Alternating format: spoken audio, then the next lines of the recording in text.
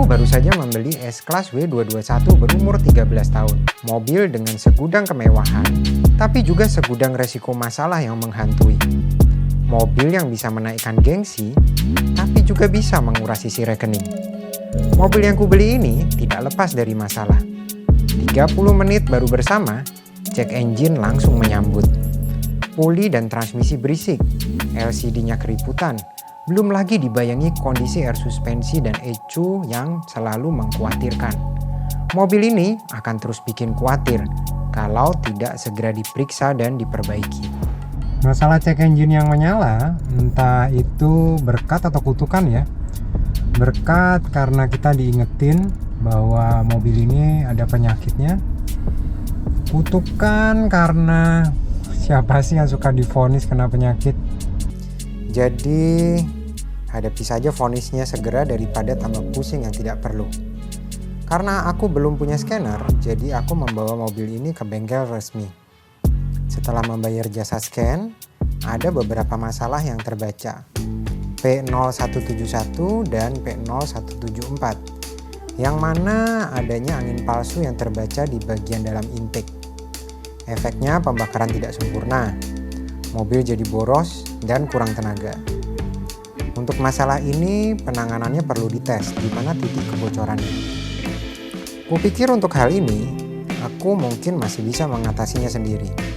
Jadi, aku putuskan untuk membawa pulang mobilnya.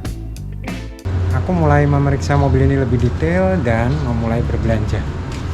Tampaknya penderitaan baru saja dimulai.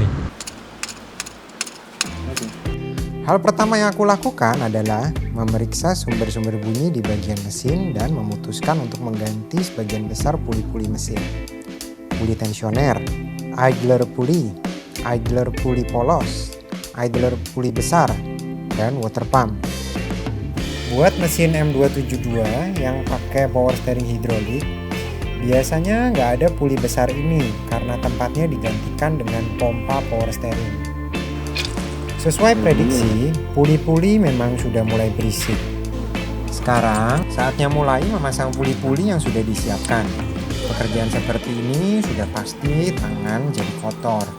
Tapi nggak khawatir tangan kering kalau pakai soft clean hand soap. Cuci tangan berkali-kali, tangan tetap lembab dan lembut.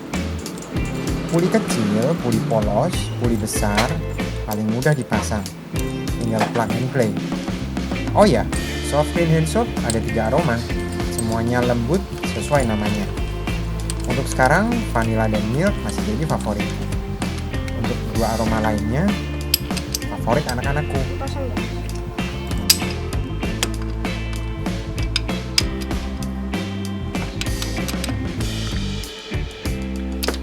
Penggantian puli-puli ini nggak menemukan masalah berarti. Ruang mesin yang besar sangat memudahkan. Hanya memang baut di water pump banyak banget dan harus ekstra hati-hati supaya nggak ada baut yang patah. Water pump juga sudah mulai kocak dan berisik. Walaupun secara fisik terlihat masih oke, tapi kalau diputar getarannya berasa di tangan.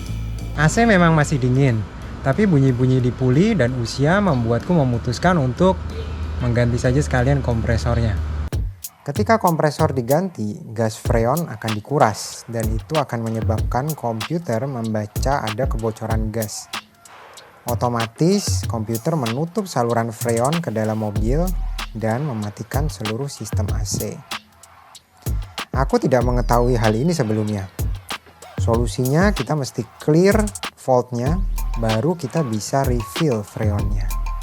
Ada banyak titik oli rembes di bagian kanan depan mesin, tepatnya di cover camshaft dan di sekitar oil cooler, di daerah sensor camshaft dan di daerah magnet camshaft. Ada juga rembes oli di daerah cover PCV belakang. Pekerjaannya terlihat sederhana, tapi banyak sekali detail yang dikerjakan. Dari melepas soket-soket sensor plastik yang sudah rapuh, melepas banyak baut, dan part-part yang mau disil ulang. Akhirnya reseal sudah selesai. Sekarang mobilnya nggak ada rembes lagi.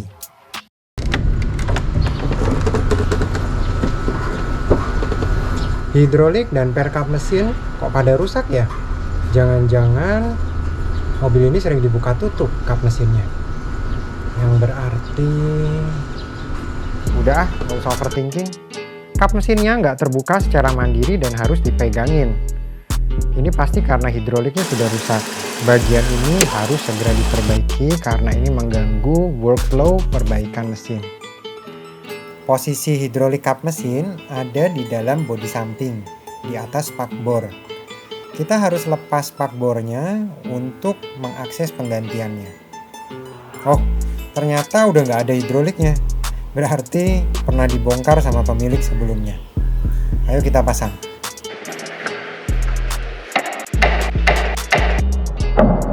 Aduh, kejepit. Aduh. Air kap mesin juga udah nggak ada. Ada 2 di kanan dan di kiri. Jadi kap mesin nggak otomatis naik waktu tuas kap mesin ditarik.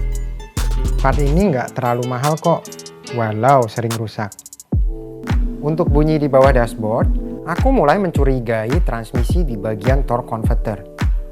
Tapi itu adalah pekerjaan yang cukup besar.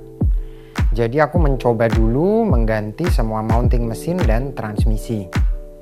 Dan nanti coba kita lihat apakah penggantian mounting ini memang masalahnya atau bukan. Untuk penggantian engine mounting ternyata bukan hal yang sederhana. Kita harus melepas knalpot kanan dan kiri supaya ada ruang gerak untuk melepas dan memasangnya. Dan setelah engine mounting dipasang, knalpot kembali harus dites lagi. Apakah sudah fit atau belum.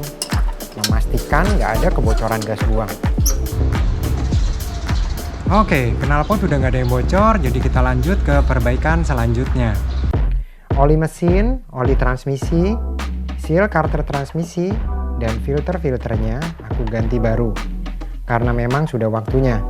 Dan untuk mesin 3000 cc harus siap-siap belanja oli yang nggak sedikit ya. Tongkat dipstick yang patah juga diganti baru. Waktu pengurasan air radiator, outlet tabung radiatornya yang sudah tua ini pecah karena usia. Ganti baru deh untuk part ini.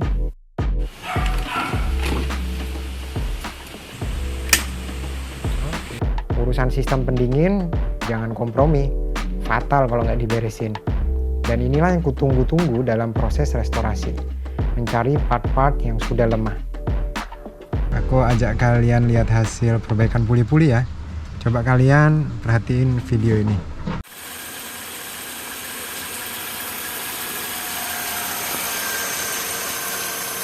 Very silent.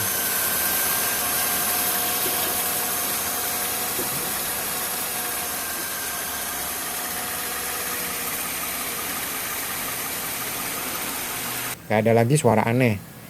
Semuanya terdengar mulus saat berputar. Bagian perbaikan puli-puli mesin sudah selesai. Ayo kita lanjut ke perbaikan selanjutnya. Ada noise yang cukup aneh, bunyinya seperti gesekan besi dari daerah setir ketika digoyang-goyang. Tadi waktu U-turn, bunyi skrak, skruk, skrak, skruk. Setelah perbaikan seharian, aku menemukan setir ketika dibelok-belokkan berisik. Aduh, ada apa lagi nih? Ternyata setelah diperiksa ada pelindung booth as setir yang terbuat dari besi tipis, bengkok. Mungkin kesenggol waktu ganti engine mounting. Aku tarik dan selesai deh. Gak ada lagi suara aneh. Semuanya terdengar mulus saat berputar. Di service record tertulis pemilik sebelumnya pernah mengganti ECU di tahun 2022. Aduh, untunglah. Tapi dengan resiko jangka panjang seal akan semakin mengering, dan bebarengan dengan pekerjaan reseal di bagian rembes oli, aku menambahkan sealer di sekeliling sambungan cover ECU bagian atas dan bawah. Nggak tahu sih akan berpengaruh atau enggak.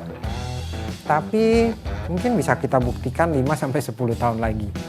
Apakah ECU-nya bisa bertahan atau sama saja. Buat kalian yang pakai mesin M272, komen di bawah ya.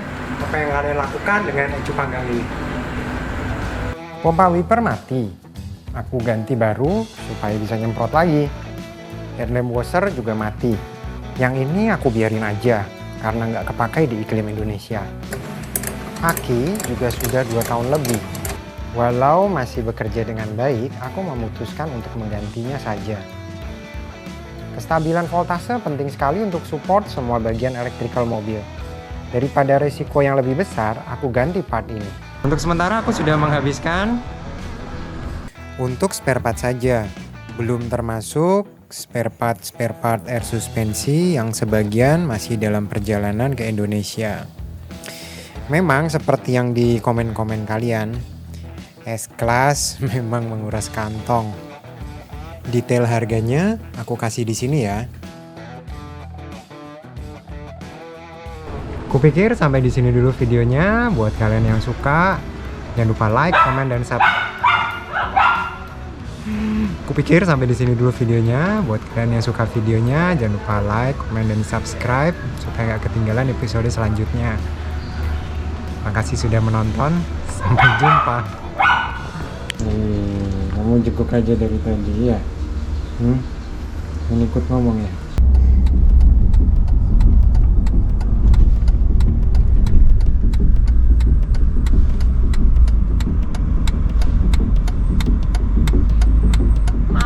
Oke, ini muncul malfunctionnya air suspensi. Kita coba lihat apa yang terjadi.